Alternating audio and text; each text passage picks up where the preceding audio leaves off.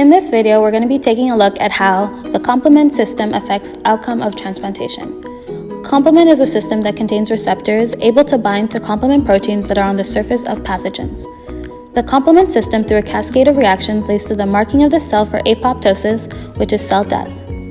For successful transplantation to take place, inhibition of key factors in the complement system needs to occur. During transplantation, the HLA antigen of the donor is recognized by the antibody of the recipient.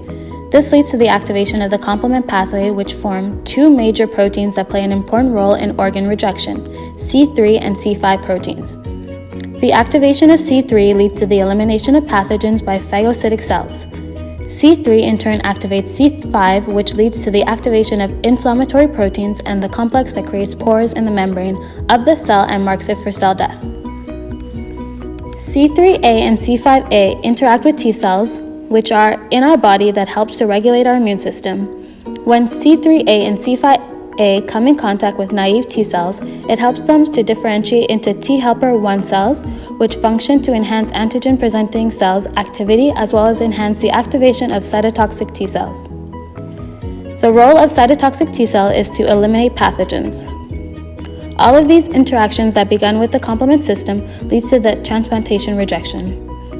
The activation of the complement system in the donor organ leads to two events occurring: ischemia reperfusion injury, which is the lack of blood supply to the organ, and acute rejection, which occurs within weeks of transplantation.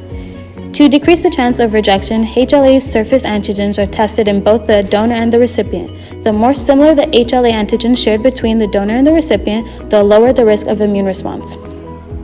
Immunologists have discovered that if specific components of the complement pathways were deficient in antigen-presenting cells, then the major histocompatible complex, which presents antigens to the T cell on the antigen-presenting cell's surface, and CD28, which is a co-stimulatory molecule, were found to have decreased levels and couldn't stimulate the activation of the T cell.